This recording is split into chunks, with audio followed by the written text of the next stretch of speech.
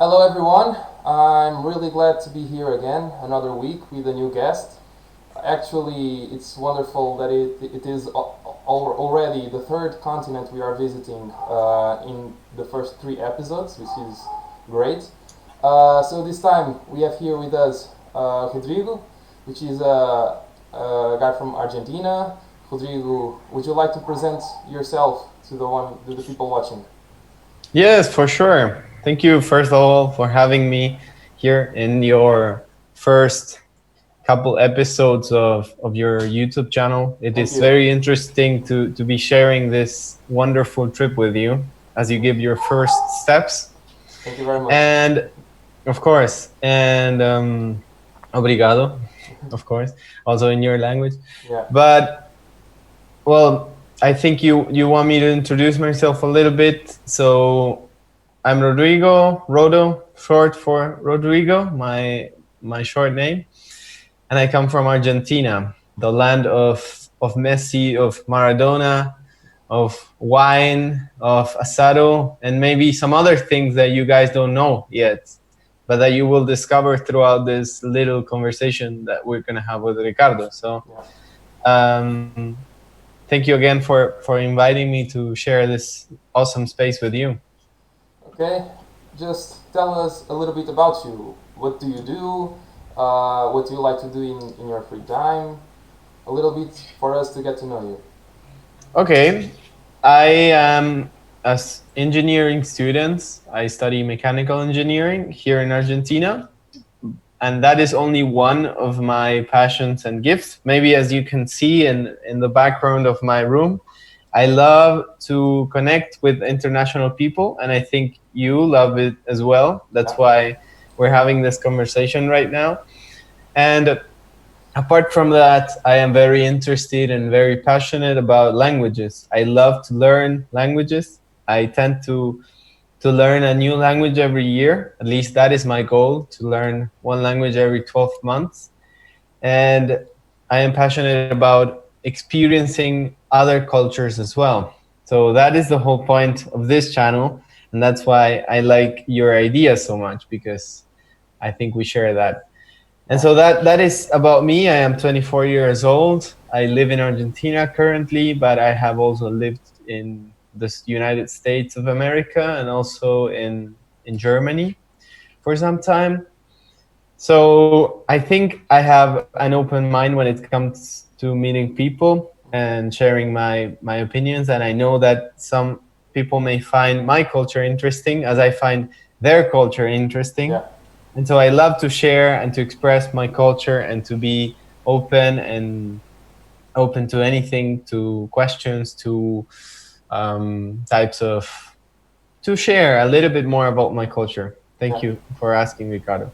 Before we go a little bit more into your country's culture, history, and wherever, would you like Yeah. to talk a little bit about the seven languages you know how to speak? Okay. So let's first define what it is to speak a language. Yeah. It doesn't actually mean to be fluent, because I am not fluent in all of the languages that I speak, but I can communicate in seven right now. I can speak Portuguese a little bit, as you saw, Yeah. um, French, Italian, Spanish, and that is my current offer of romantic languages. As you Yeah. can see, I don't speak Romanesque, which is the fifth romantic Yeah. language. And then after that, well, in different levels, of course. For example, my family is from Italy, so my Italian is way better than my Portuguese. Yeah. And my native language, of course, for you guys that maybe don't know, is Spanish, because in Argentina and everywhere around Latin America, except for Brazil, we speak, well, Spanish with a funny accent, but Spanish either way. Yeah. And then after that, I communicate in English, because I have been learning this language since I was a little boy. And on top of that, I speak German, because I lived in Germany for, well, 6 months. Hmm. And I speak a little bit of Russian, because that is my current objective. as I told you, I like to learn new languages, and for the last 8 months, I've been learning Russian, and it Hmm. is my objective. That's why I build a channel, and that's why I do Instagram. It is my objective to be able to speak more or less fluent Russian and have a communication in fluent Russian. So Okay. that those are the languages that I know up to date. Thank you very much for asking.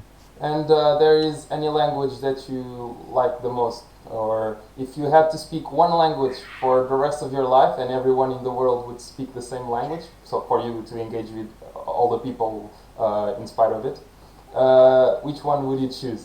Maybe it's a Of the difficult ones I question. Yeah. It's a really difficult question, Ricardo.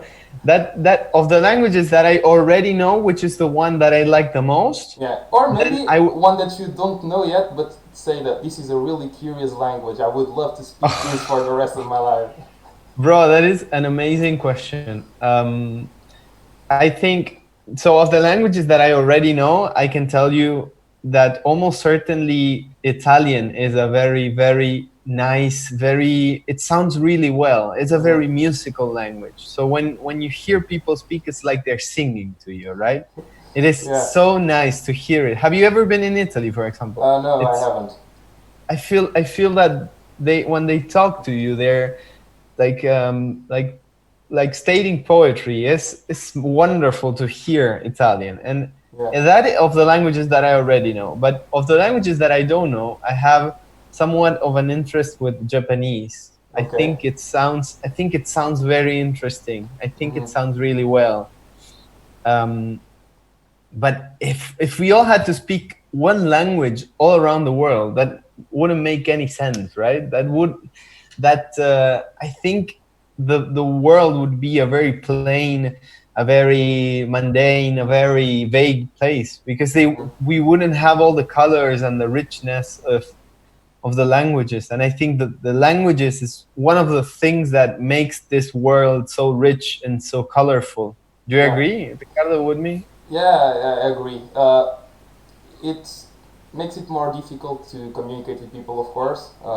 If you go somewhere and you don't speak the language, it's more difficult to engage with people deeply and to get, especially if those people don't speak well the language that you know. For example, if normally English is the universal language around the world, that the Yeah. language that people in more countries know how to speak, but still there are people that don't speak English very well. So for you not to be able to communicate in the same language, it's a big barrier between people. And from now on, it will be less of a barrier because of this universal state of stating which language is the universal language, and so everyone knows how to speak this at least one language in common, so they can engage. But I think in the past it might have been a really big barrier between people from different places in the world. Yeah. And it definitely was, for example, when the European came to the America and with the indigenous people living there, they couldn't communicate just by gestures, and it's not the same, of course. So I really believe it makes it more difficult. But Yeah. now, as we are getting more connected around the world, it's less of a barrier, of course. Mm-hmm. But yeah, I agree because our language is a really big portion of our culture, or as is strongly connected, um, especially with literature and other things. But when you I are agree. when you are I agree. living when you are living somewhere else in the world, like in a new country, um, you can make friends from there and speak. For example, when I've been in the Netherlands, for example, I've made really good friends. We spoke in English most of the time. I started to learn a little bit of Dutch as well, but not to a point that I could have a full conversation in Dutch. Yes. So, but You could answer to who had it. yeah, exactly. Uhatet it Goed. means how are you for the people that don't know. But Ricardo, I think that is sorry that I interrupted no, you, no because problem, no problem. I think that you pulled out a very good point that maybe interests the people that listen to us. Um, do you think that language is a barrier for making friends? So let's say I go to Portugal, right, for my exchange. the next semester, and I don't speak any Portuguese. I just speak English, but so. But I can communicate in English. Yeah. Do you think it's a barrier to make friends? Today, especially between young people, I don't believe that it will be a barrier. Almost all of us know how to speak at least a bit of English, so you might not speak as fluently or with the same proficiency as you would in your native language. So you might have a little bit more trouble expressing your ideas or emotions or feelings, but Yeah. you won't have a problem to be understood and to make friends. So today, I don't think that will be a problem, especially between young people. But yeah, I think in the past it might have been a problem, like I said. But I was saying that when I was in the Netherlands, I made really good friends. I had a wonderful time with them there, and I was getting incorporated more or less in Dutch society. I was studying in a university there. I had my daily traveling in bus to go to the university. I went to the supermarket and it was easy to do the things I do normally do in Portugal. But Mm-hmm. I continually I still felt that it's not the same as knowing the language of the place you are living in. Mm-hmm. It's different. It's the communication with the people from there will be different. Will be for the first of all, every country you go, if you learn the language, the people will like it very much. Like, oh, he's making the effort to speak our language, and that's I think Yes. that applies the same for everywhere in the world. People recognize that effort. So if you are thinking about living somewhere, I would recommend maybe for you to try to learn the language there, and Yes. you only feel totally at home when you start to comprehend that language. When you look around and you can understand the advertisements, when you can listen to TV and understand what's happening. Unless you are able to do that, I don't think that you will feel completely comfortable like you were at home. I think. Yes, I agree so much with you.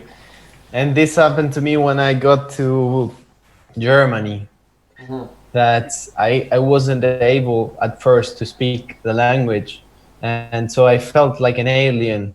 I Yeah. thought that everybody around me was really either saying something really bad or suggesting things that were inappropriate. Yeah. So um, it was really interesting to start learning the language and see how the relationship with the people that surrounded me changed with the time. With once you start learning the language, as you state Mhm. and as you say so clearly, is that the relationship between you and the people around you starts changing, Mhm. because you start understanding more things. You start seeing the news, for example, in that language, and you understand a little bit more. So you get a sense of how the society works more or less, and what are the current problems. And then you also understand, for example, the people that beg in the streets. Of course, they Mhm. held signs in their native language, Yeah. and at first you don't understand them, but then eventually you understand, and then you start seeing that, okay, this person has this and this problem. Okay, I can help them by doing this. And so learning the language of the country is so much more than being able to have a beer with friends Mhm. in a bar in their native language. And on top of that, I don't know, you live in Lisbon, right? Close to Lisbon. Okay, but I don't know how it is in Lisbon, but I imagine that if you go to inner Portugal, if you go to not Yeah. Algarve, not Lisbon, but if you Mhm. go deep into Portugal, Yeah. I don't know if the people there would speak really proper English. So if you want to make any Probably not. friends, Yeah. right? For example, the first day I remember, I also did an Erasmus like you did. Mhm. You said you did it in Yeah. Holland. I did Exactly. it in the south of Germany. And I remember the first day that I got there, and I wasn't able to speak most or very proper German.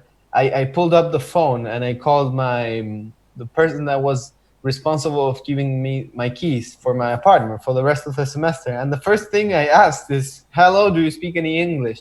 And the Yeah. guy was nine. Nine. Yeah. No, no, no, no, no. And then I had to actually ask somebody to be a translator so Yeah. that the guy would give me my keys. Exactly. Yeah. And so at the end of the semester, being able to actually talk to the guy and giving him the keys back and telling him that, well, my room was not a mess and all of that was also very satisfactory, you know, Yeah. I can as imagine. Yeah.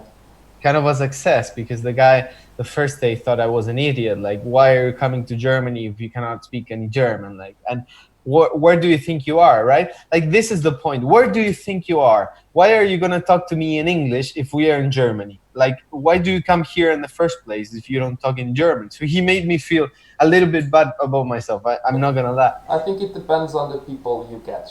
Like, I think there are people that are really open about it, that completely understand that just because you choose their country to go to study or something else, just because you are there to live for 6 months or wherever. I think many people will understand that you don't know how to speak the language.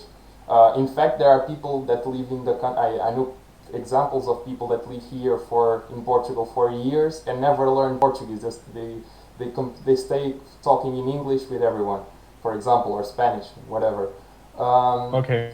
but people understand that you might not talk the language. Of course, there might be people, like you said, that don't understand so well, but it depends. There are more open or not so open people everywhere. Um, Yeah. but people always, independently of that, people always love, like I said before, that you try to learn the language, and you can feel it. Yes, Yeah, it's I agree. nice. Everybody appreciates Yeah, if you're trying to learn, at least, because learning the language eventually is learning more about their culture. So I exactly. agree with what you're saying. Yes, of course. Yeah. And another aspect of learning the language is if you are really interested about a country's culture, like you said, Yes. it's like it just opens the country's culture to you, like the literature. You can read the books in the original language, which is always different from the translated version. It's like you are reading the words that the writer wrote. The writer chose those words, Mm-hmm. and he spent time choosing those words, and you are reading the actual words he wrote there. It's different. And the music, Yes. you can understand what they are saying. So when you learn the language, if you are interested culturally in a country, it's really Mm-hmm. interesting to learn the language as well. I agree, but that is a whole complete. Yeah, it's a different I think intention. Yeah. for me that I more or less know the levels of speaking and learning languages, because I've been doing this for a lot of time right Mm-hmm. now. It is a different level whatsoever, all the way. I mean, it is so much more. It is so. Oh, sorry, Problem. I forgot all my English, but it's way harder to learn how to read an actual book written by the words that the author selected, as Yeah. as you correctly said, that it is to speak slang language, this a slang language in a bar. Because first of all, because whenever we speak the slang or the language, the colloquial language, we are taking away so much of the complexity of the language, Mm-hmm. right? We repeat a lot of words. Mostly we Yeah. use the same words in a dialogue. Maybe we have a 30-minute conversation and we use, I don't know, 150 words. Like, we always repeat the same words that we use. That on the first place. Then on the second place, we use a lot of shortcuts. Mm-hmm. So we tend to crop the words, right? We tend to shorten them and to use linguistical expression that have derived because of the simplicity of making the language simpler and easier to talk. And then on the third place, nobody actually hears to all of the words you say. They kind of get a sense of what you're saying, and then they figure out in their heads, okay, how am I going to answer to this? And they Yeah. start thinking about their answer. Yeah. But when you read, and that's why I love reading, and also I love reading to learn a new language. When you read, you're fully committed to the text. You don't think about an answer in your head, so you're just trying to decipher whatever it says there. So it's a good mental process for your head, first of all. And then second of all, as you correctly said, the author selected specific words. So you enrich your vocabulary, and you also need to find out what these words mean. Yeah. And then on the third place, well, I think it's for example, if you read a hard text, like I would like to be able to read, for example, a text written by Tolstoy, which is a Russian author, Yeah. and that is and that level, man, that level of complexity in writing is preposterous. Is Yeah. astounding. The guy just uses so many complex phrases, and so it's another different level. Like Yeah. if we're talking about Pokemon, the Charizard would be would be Tolstoy, and Yeah. then you know what I mean. Yeah. It Yeah. I would understand you. be Yeah, but so. I think first of all it depends on the author you choose. Like there are some Portuguese authors that I don't understand every word they write, and Yeah. I'm a native Portuguese speaker, of course, and I don't understand every word they write. Like they choose really complex or not so common vocabulary. So it's even for Yes. me. There are some books I read that I just skip some words or I have to look for their meaning because it's not easy. But there are other authors that they are really straightforward. Like they write almost as they were speaking, so it's really easy to follow through. And there's another thing: when you are communicating, when you are speaking, I think you use a shorter universe of words than you know. Because you are just improvising and you are coming up with the words as you are speaking, and it's much more complex to do that than to read the text and to recognize the word and its meaning. So you can read a much thorough universe of words than you use speaking, I believe. Yes, that too. I understand, and I agree with you. Hmm. It's in that sense. Have you read, for example, Paulo Coelho? No, I haven't. He's a No, yeah. Sorry, yeah. Because you Coelho. said the name almost in Spanish, I wasn't getting. But you are talking about the Portuguese author, yeah. But I haven't read, but of course I know him, yeah. Yes. Well, that level, I think I haven't read it in Yeah. Portuguese, but I think in Spanish the translation it's very complex, as you said. Hmm. But at the same time, it's very worth it Yeah. if you are able to read. I know a lot of people that make it their final objective of learning a language, being able to read a text, for Yeah. example, a good book in, I don't know, Italian, or a good book in French. I think it works perfectly. I mean, if that is your linguistical objective, and at least you have a linguistical objective, I think go for it and Hmm. try and read one page every, I don't know, every 2 weeks. Yeah. But try and do it. I think it's a great idea. It's a good challenge. Yeah, Moving on a little bit to Argentina. let's Uh, go. I would ask you, what do you think, or what do you feel makes it more special of growing up or to be an Argentinian? The hardest thing The, about the, the most about special thing. oh, okay. Wow, that's a very good question, and I didn't had any time to prepare any answer Improvise, for it's this. more natural and So honest. that's I love it. I love it. I love to do it that way. Um, well, the most interesting thing I think is, well, in one sense, I would say the love for football, but the disproportionate love for football. I Yeah, mean, do you know? Have you ever heard or seen? I've seen some memes Um, about it, yeah. okay, because in Argentina, the love for football transcends every emotion and every situation that you have previously experienced. So in Argentina, the people are crazy about football. So they can really die for football. Yeah. So in that sense, I have some memories of going to, well, to the football stadium with my dad as I was a kid, and watching my first couple of the soccer football Yeah,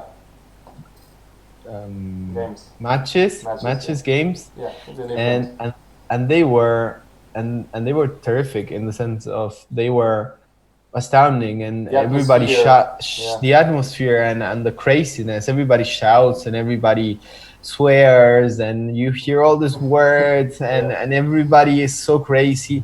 And you know, there's one big factor about it, and I had the possibility to watch football in other countries. And for example, in Germany, the main factor is the alcohol. So if you go to Germany, maybe you watch, I don't know, right now they're playing the Bundesliga, but if yeah, you watch a match in the Bundesliga, maybe you drink 2 3 beers.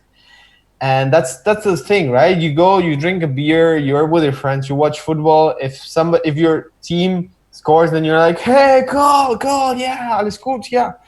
And then that's it, right? Maybe you get drunk and you're with your friends and you guys laugh a lot. Well, but in Argentina, Ricardo, I want you to understand this. It is so different because, first of all, I haven't seen a lot of alcohol going on, even though you don't trust me.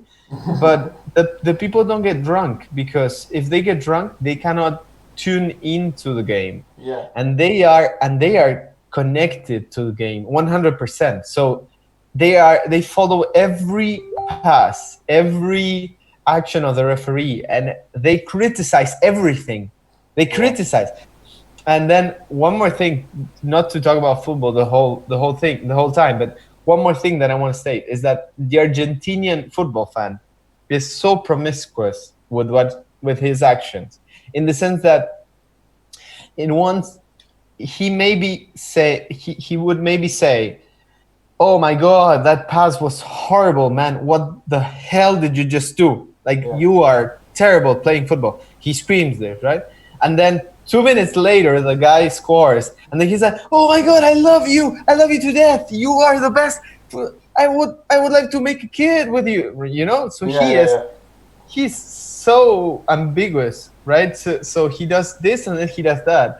Um, so in that sense, it's funny to see that we say that we are promiscuous with football. That we say that our emotions are so mixed, and so there's some ambiguity to our emotions. Hmm. So in that sense, I would say football in the first place. Growing up as a kid in Argentina, football had a huge impact. Yeah. So Before moving if on, maybe I yeah would ask you two questions, yeah two interesting things. One yeah is that if you feel that it is safe to watch football in Argentina, and if so, or if there's a possibility to do it in a safe way, which recommendations would you give to someone from outside to go watch a football match in an Argentinian stadium okay, to do it that is a safely? very good, that's a very good question. So I would say 50-50. I think it's safe depending on what match you do and what kind of actions you take, Okay. right? So let's say I have a cell phone, but if I show it in the if I am showing my cell phone all the time in the football match, well, unluckily, maybe somebody's going to try to steal it, because Hmm. especially if they see that I'm not from around. And I say this a lot to my exchange student friends and international friends, that they don't look as Argentinians. I personally don't look as an Argentinian guy. So there are people that detect this kind of differences, Yeah. this kind of traces in personality and idiosyncrasy, and they say, okay, this guy is not from here. So if he's showing his cell phone around, okay, this is easy, right? It's This an is easier easy. target. Yeah. It's an easier target, right? So, well, let's aim at this guy. But it could happen to you, or it could happen to the guy sitting next to you that is an Argentinian person. Hmm. So if he's showing his cell phone, maybe he gets. So it's kind of a lottery. That in one sense. In the other sense, I think that if you just play it cool, don't mess with anyone. You just wear, like, of course, if Boca River, which are the two biggest teams in Argentinian football, which is like Barcelona and Real Madrid, are playing, Yeah. and if Boca is playing and you carry a River T-shirt, yeah, of course you're gonna get murdered or killed or something worse than that, because I'm telling you, they're really passionate. So don't play the fool. Don't be stupid. If somebody's playing Boca versus River, just if you're going to the Boca Stadium and River scores, then don't shout goal. And Yeah. I know that this sounds very stupid, guys. I know this sounds very, very simple, and it's a simple idea, but I know a lot of people that do it. Yeah. So that's why I want to reinforce it. That Yeah. Yeah. that go to the Boca Stadium, and if River scores, they score, go, and then everybody stares at Good them. And idea. the guys, that's not a good idea. Yeah.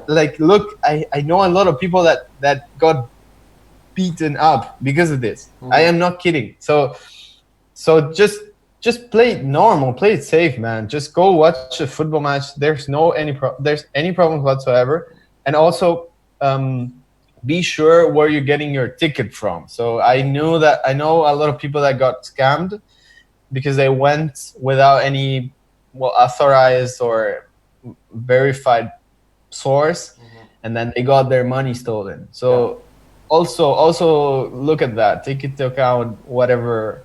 um, Also take into account really which is the source where you're getting your ticket from, right? Yeah. So that in the second place. The And you second, had another question. yeah, the second question was relative to the ambiguity you said about Argentinian fan opinion about his players or the players of his team. That he says that he's great and then he sucks just some seconds after. Do you feel that extrapolates from football to the day-to-day life, or do you feel that people in the day-to-day life are more self-centered? Self-centered, no, uh, grounds, with their feet on the ground and analyze things more rationally. so your question was again if the passion for football extrapolates only No, no, football. no, no. If the ambiguity people have on judging someone, for you told me that if a player fails a pass, Oh, okay. he sucks, and but then if he scores, he's great. If Yeah. that extrapolates from football to the day-to-day life, or if people on the day-to-day life are much more rational in judging No. others, yeah, It definitely extrapolates, man. Yes, it Ricardo. extrapolates.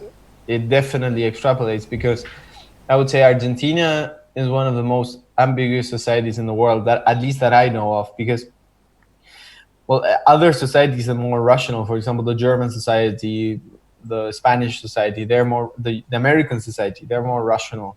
I mean, one plus one is two, and if we're doing bad, we're doing bad. We're doing good, we're doing good. Here in Argentina, everything is questionable. I mean, every action somebody takes is either score or it's a fail, a terrific fail. So everybody, we have idols.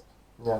So the best phrase or the best way to put this is, I would say, everybody in Argentina can become from a god to the worst person in the world in 2 seconds. Yeah. So even man, even I am really serious about this. Even Lionel Messi, which is, you would think he's a god here. He Hmm. can be, one day he can be a god, and one day he can be the worst person in the face of the earth for an Yeah. Argentinian person, because maybe he didn't score enough goals in one match, right? Hmm.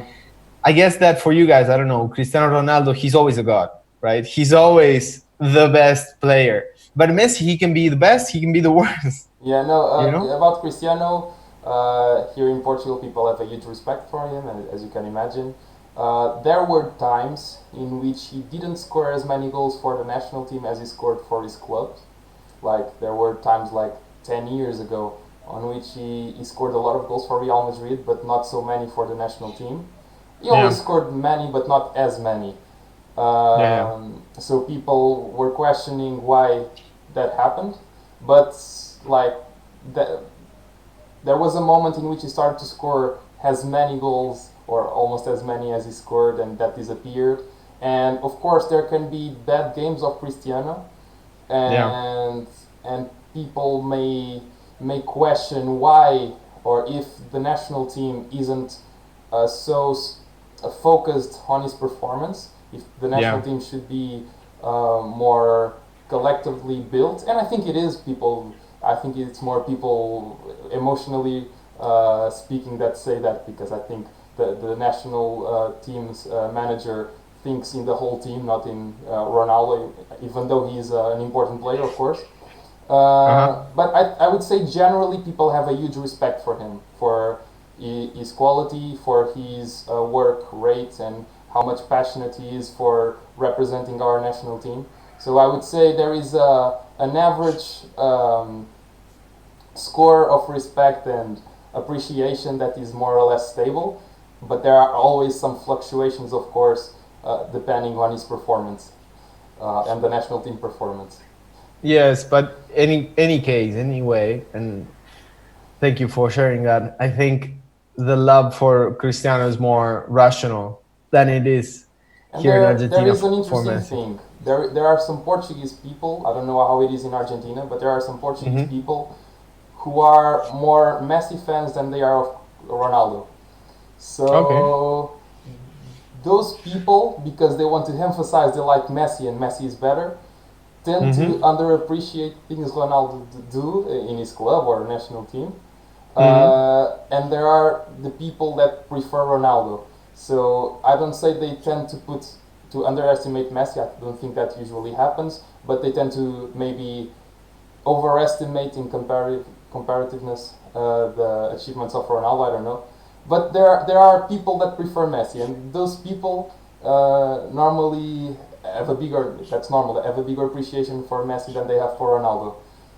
Okay, I don't say that's the majority, but there's a percentage of people that, and there are people bro. that are more even. There are people that love the two of them because they are two astonishing I'm not football even players. I'm not even a football fan, so I just told you what most of the people think, Yeah, but I'm not exactly. even. So yeah, That's a it. question I wanted to ask you. Sorry for interrupting. That is, No, no, no, no. you I said mean, that it's perfect. there is a huge passion in Argentina for football. But I thought you were a football fan, and I learned that you weren't, that you aren't. But I was asking this question anyway. If you don't like football in Argentina, what do Yeah. you do and what do you like? Do people? So Ricardo, the question is great. So do people even exist that don't like football in Argentina? Yeah, Yes, you have one case here. You yeah. know, I am an Argentinian guy that doesn't even like football. Mhm, So I mean, I like the events. I like the emotion. I like the connection of the people mhm. whenever they watch a football match.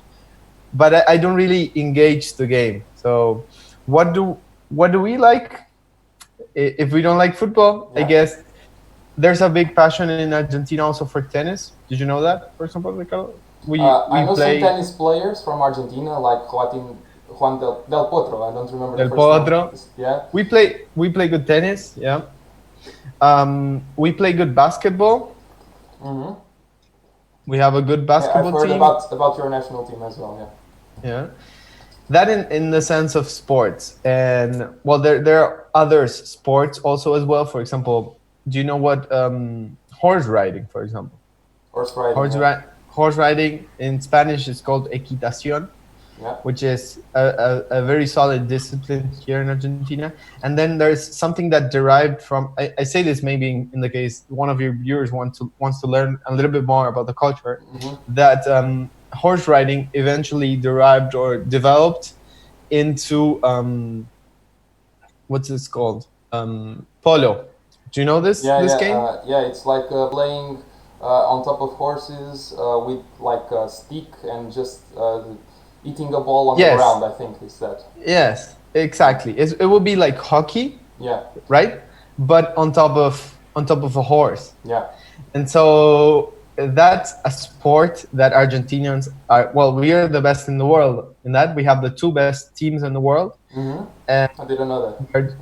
yes, Argentina have the two best teams of polo in the world. And then we have the Polo Federation, which is the best in the world. And also we have a lot of people from outside that come and train and that come and buy horses. For example, we have a lot of people from Middle East Mm-hmm. wanting to buy like horses for polo. And so it's like it's our, well, one of our symbols, one of our stamps is the polo, Yeah. because we, you know, Argentinians, whenever they, well, back in the, well, I would say 100 years ago, 150 years ago, most of Argentinians lived in the farms or outside of the cities, Mm-hmm. and they developed this skill of using the horses for other purposes apart from whatever horses were used to. I would say harvesting. So Mm-hmm. they used the horses as, for example, tools to dance, to do some fun activities, to expose, to play Mm-hmm. polo. And these people were called gauchos. You know, Oh, I've heard gauchos about them. are like, yeah, gauchos are like our native indigenous. Okay. And these gauchos, they mastered the art of horse riding, Yeah. and so Argentinians became very engaged in developing this horse riding culture, Mm-hmm. and so eventually they developed the game, which is polo, which is very interesting. Um, I myself don't play any polo whatsoever, and the only two times that I tried to get on top of a horse, I fell. Yeah. So I am not good at all with anything that involves physical skill. But but I would say it's very interesting to watch at least the polo match. If you ever come to Argentina, I will invite you to a polo match so that you can come and see it for yourself. It's Yeah, I it's would an like to. interesting it's an interesting event. It's an interesting event. And there are many people watching the game and supporting.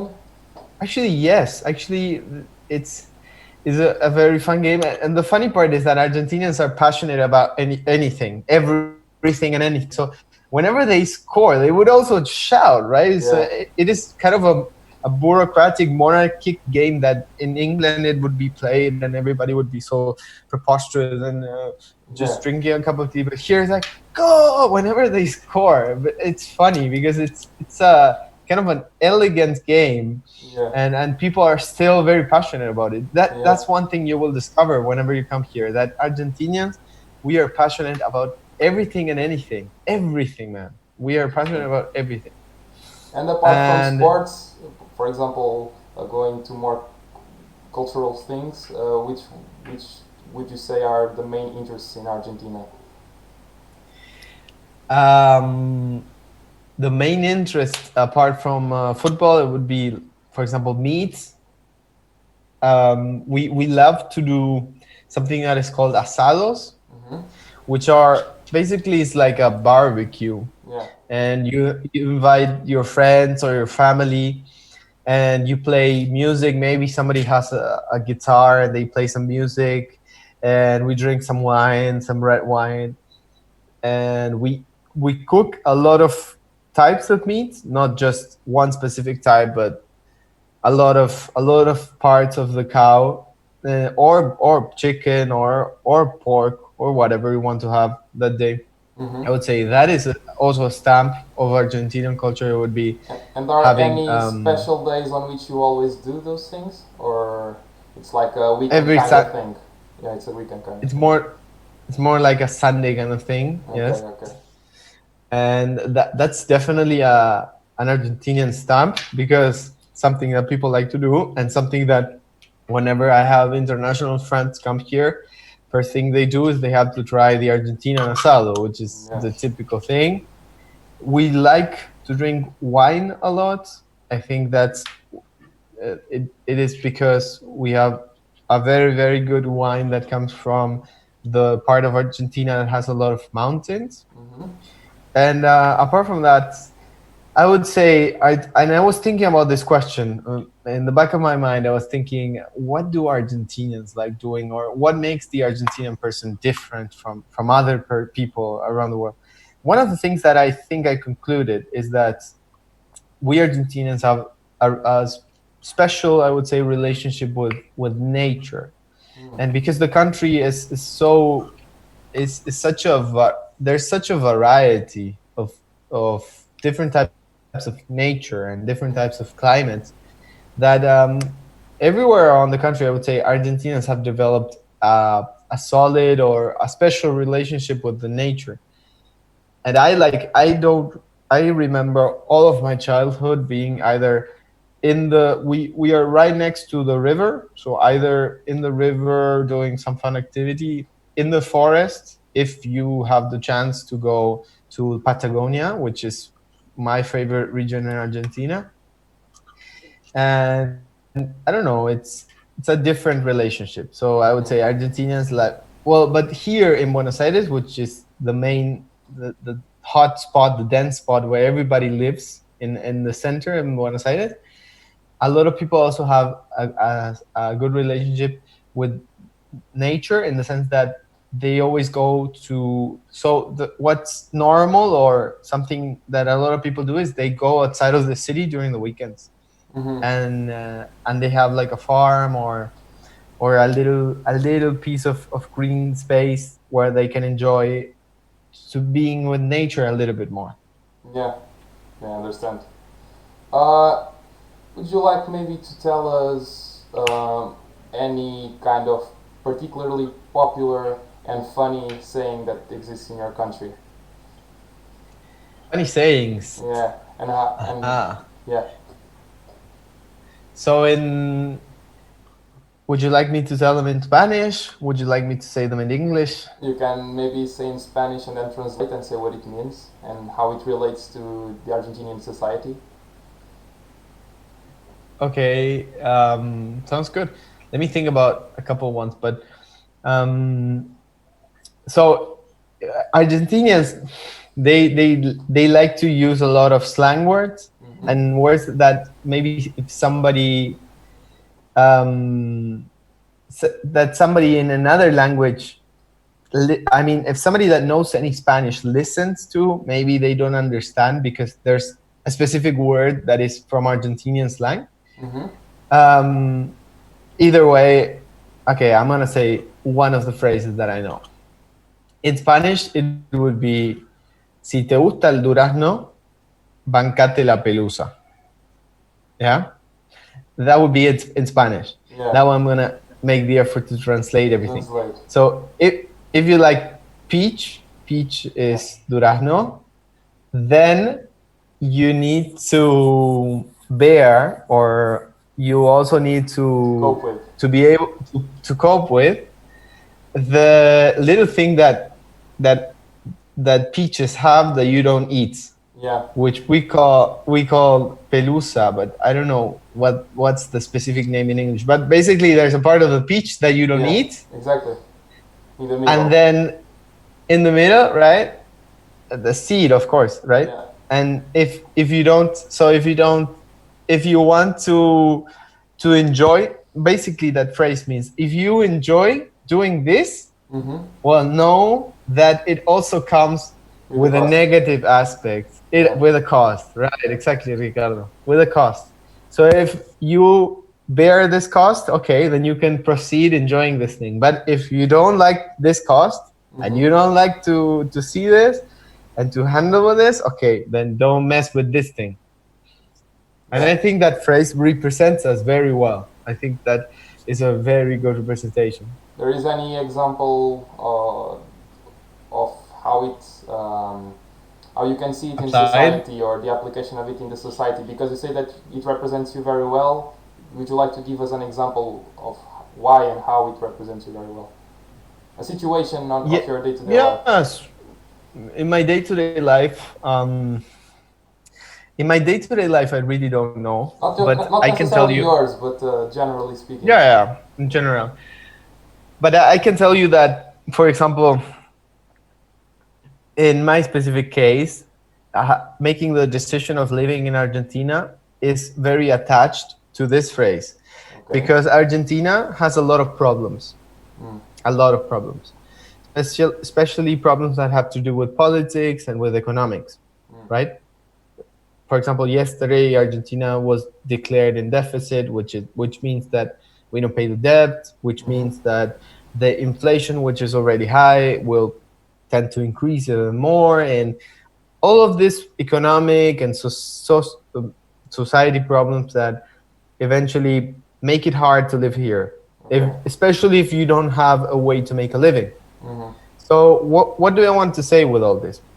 What I want to say is that in that sense, Argentina is a hard country to live in. It's a country where a lot of things don't work really well. For example, trains more or less, and as I told you, that we have a lot of inflation and economic problems. But it is also a country that has a lot of richness. For example, right now we have a beautiful blue sky, and it's hot outside, even though we're barely getting to winter, Yeah. and it's even though it's hot, it's like 25 degrees outside, and the weather is perfect, and You could go and be in the pool right now, even though we're almost reaching winter, as I Yeah. told you. And it has a lot of good things as well, the country. So Mm-hmm. I think this phrase represents us very well, because if you like all of the good things and you enjoy them, or for example, there's a lot of liberties in Argentina. You can do almost whatever you want and people will not mess with you, will not Okay. judge you, right? You can Yeah. be. So Argentina is a country that respects gay people very well. For example, they respect lesbians and gays. We're fine with gays, we're fine with lesbians, so we have a lot of liberties in that sense as well. Mm-hmm. And I know a lot of countries that they're definitely not like this, that Yeah. you cannot be openly gay, you cannot be openly lesbian, because it's not how the society works, right? Exactly. It's not how they manage.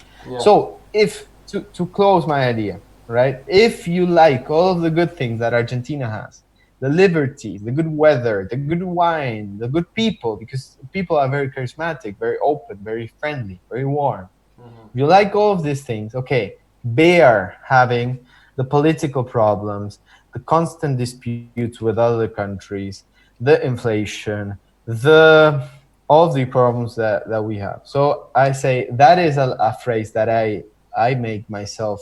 Well, I use every day in my day-to-day life. I bear with these things because I like the other things, Yeah. and that's why I live here. Yeah, I can imagine, and I loved your answer. It was a great answer, and it's true for almost everywhere you live. Every country has its upsides and downs, and so in the I end, agree. choosing where to live, it's just like an equilibrium of two things, and see which country has the biggest positive score. I would say. Um, Yeah. Well, which country? Yes, I would say that is a perfect answer. But which country goes better with your current vision, right? Because there's not a perfect country in the world, and I think you agree with me in yeah, this point, definitely. Ricardo. There is not a perfect country. I thought that Germany was the closest thing to perfection until I lived in Germany and I experienced all of the problems of the German society. Yeah, And I can tell you, it's not perfect whatsoever. And there are a lot of restrictions. For example, you cannot make parties in your own house. I made two parties when I was in Erasmus, and the two times I did a party, the police came and they shut the party down at yeah, 1 a.m. in the morning on a Friday. So you have restrictions that you need to cope with. The same phrase that I used for Argentinians exactly. goes with Germany. If you like all of the, but Germany then has awesome trains and punctuality and awesome economy. So you need to balance, and as you said, you need to point all the things that, or put in a grid, in a puncture, in a scorecard, all of the highlights that for you make the best way of living, and then see if those agree with the country you're living in, or you should move to another country and explore. Yeah, I agree. Yeah, definitely. It's definitely like that. And we are already moving to the end, but I would still want to talk about the other countries you've been in, because you've been in a lot of countries. Maybe you would like to tell us a little bit of where you went and choose one or two to talk a little bit more about. I don't know.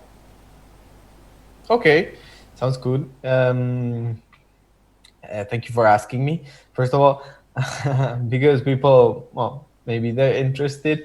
Um, I already talked about Germany, and I Mm-hmm. thought I I thought that one thing is, so. Let me first, one of the two countries. Let it be Germany, and let me say that before I traveled to Germany and I actually lived in Germany, I thought that Germany was a perfect country, that the German society was structured and was everybody was beautiful and everything worked well, all the people were kind, and it's still like that. I mean, you get a lot of kind people, you get a lot of Mm-hmm. of warmness. Yeah, yeah. Excuse me, I was about to say Entschuldigung, which is sorry in No German. problem. No But problem. the thing is that it also has some of the bad aspects of living in Germany. Or, for example, as I told you, people are very strict. People don't like to party a lot.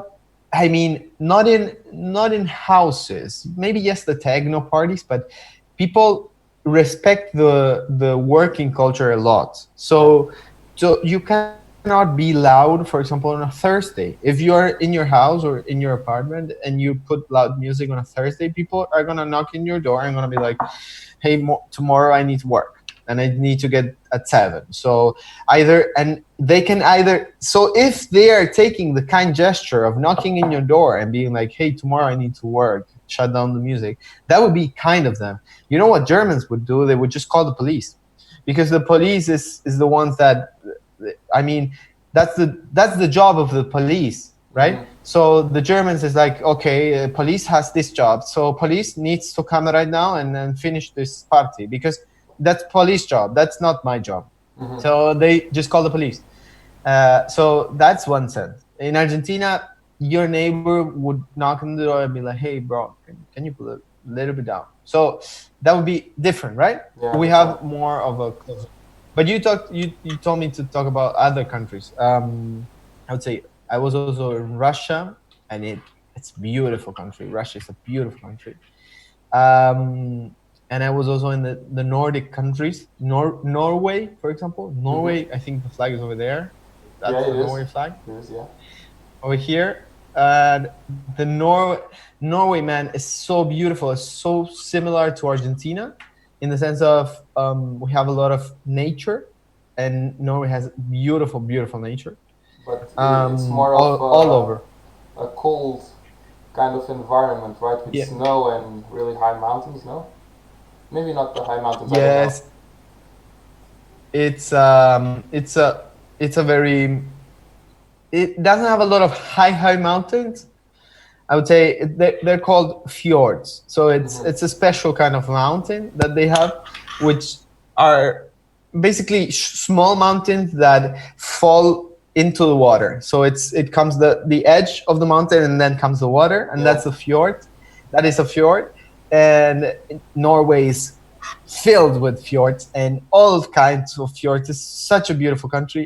And also the thing about Norway is that it's a organized and rich country. So you have the aspect of nature Hmm. that is amazing, but also you have the aspect of a rich and cultural society, that has museums, and that they respect the laws, and people don't cross the street whenever and wherever they want.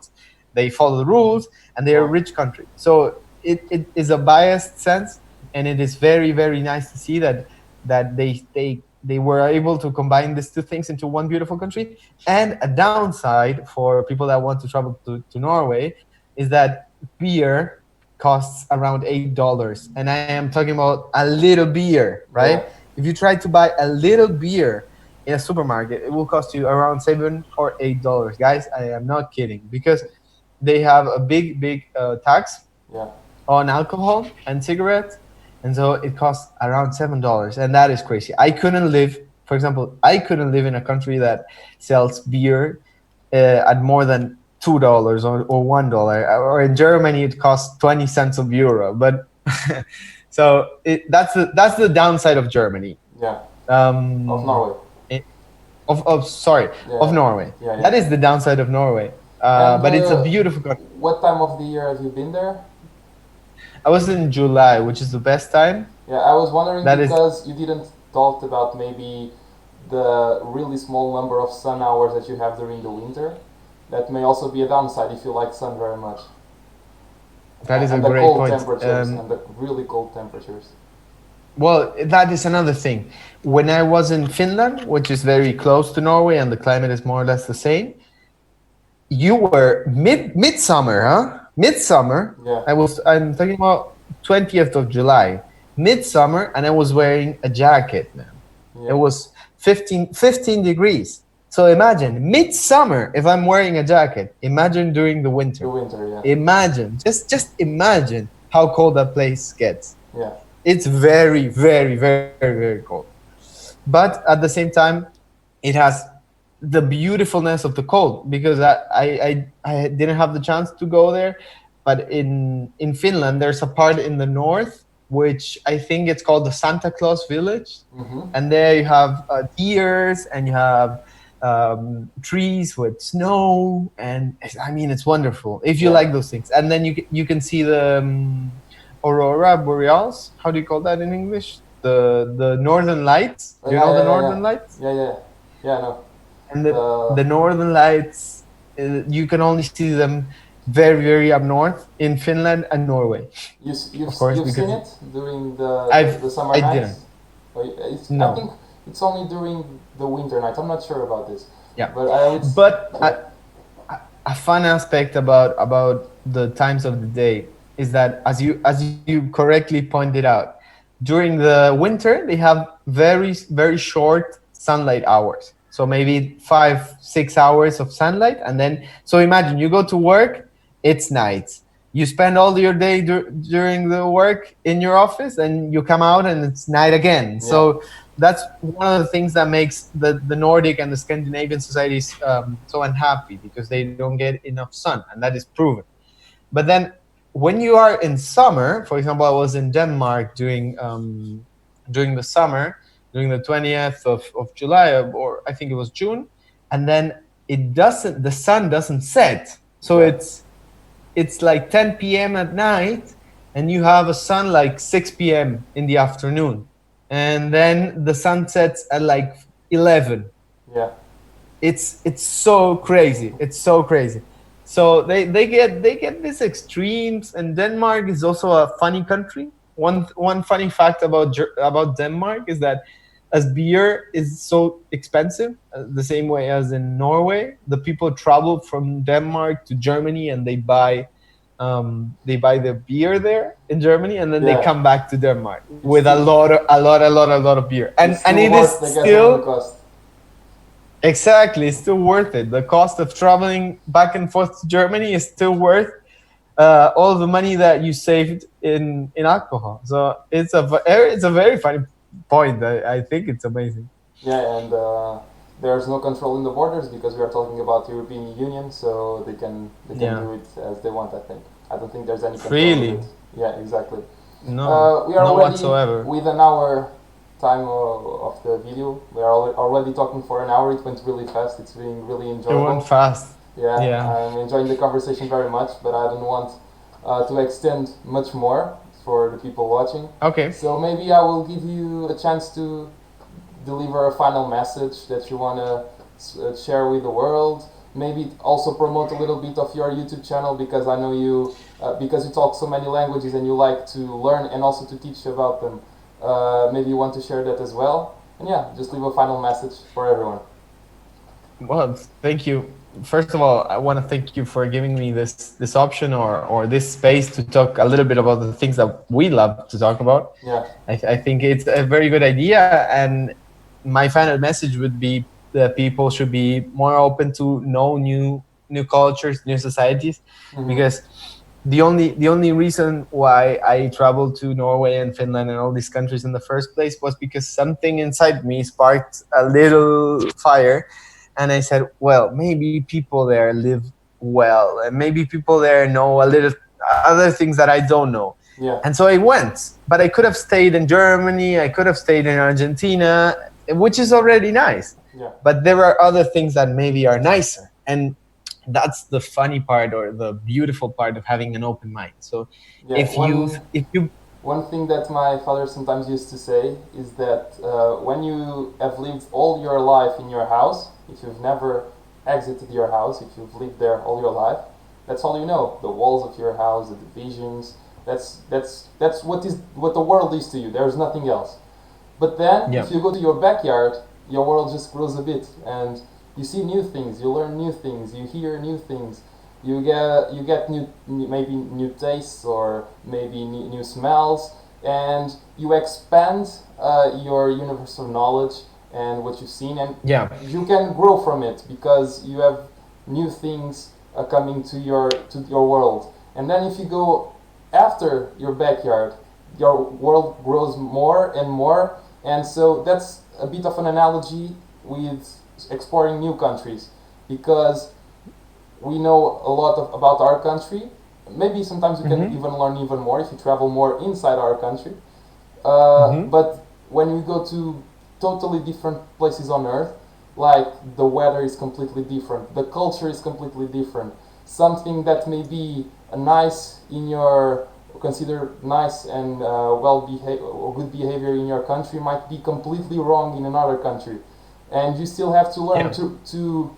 to respect these people and their culture, and to not finding something wrong on it, but a good thing, because there's diversity, and I think you grow spiritually to learn to accept those differences and to learn to like them. I think that's a huge thing.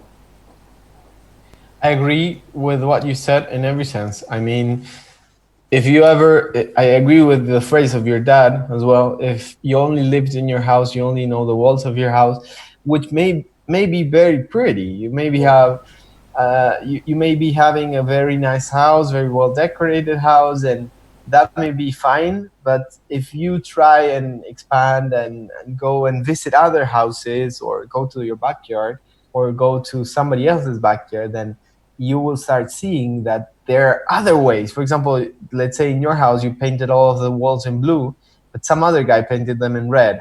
And yeah, then you're like, okay, wow, this is an interesting concept. Why are the guys painting it in red? So, for example, that is one thing that I saw when I saw different types of churches around the world. I don't know the types of churches that you guys have in Lisbon or in yeah. Portugal, but for example, I was used to seeing Orthodox cathedrals in Catholic cathedrals and Mm-hmm. not non-Orthodox cathedrals Yeah, in in Germany, in Europe. And then I went to Russia and I started seeing the beautiful bell-shaped cathedrals, Orthodox cathedrals, and I'm like, why the guys are doing this? Okay, it's an interesting concept. And then you go to Norway and you see wood, you see cathedrals made out of wood. And then you're yeah. like, okay, that's an interesting concept too. I mean, we could have just done it with we could have just stopped at the non-orthodox stone cathedrals, but no, there were people that were thinking about other things. So if you try and you go and you visit and you know other countries, then that is the fun part. You start growing your mind, expanding your perspective. That's one of the things One I thing, like to do, and one that's thing one of the things that I try. one thing I remember from when I was in the Netherlands, well, related with what you said, is the Yeah, slope of the roofs.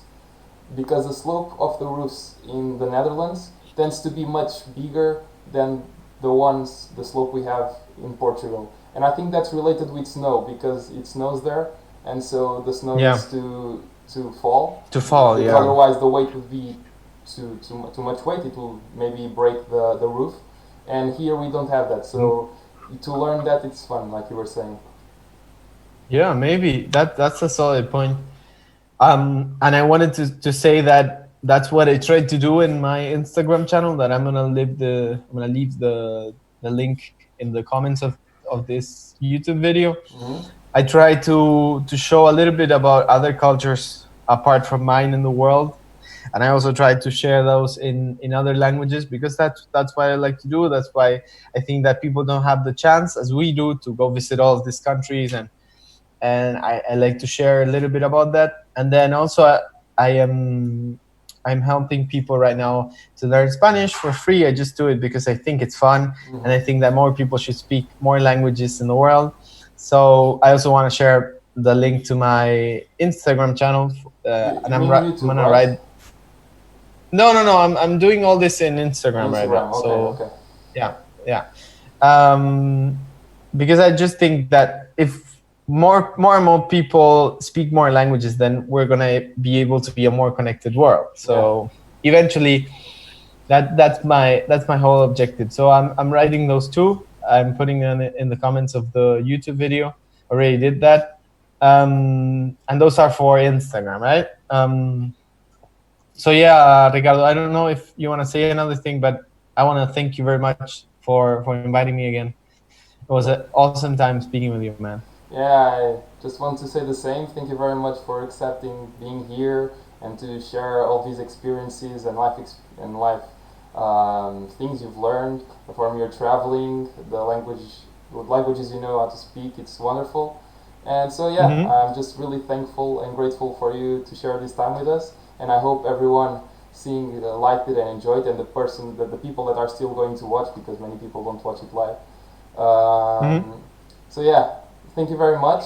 It was awesome, an awesome time. It went really fast, and it was awesome to have you here. And I hope you liked it. And for the rest of them seeing the video, I would thank them for also for being there. I'll be back next week with a new person from a new country. And yeah, it was great to have you guys there. I'll see you around.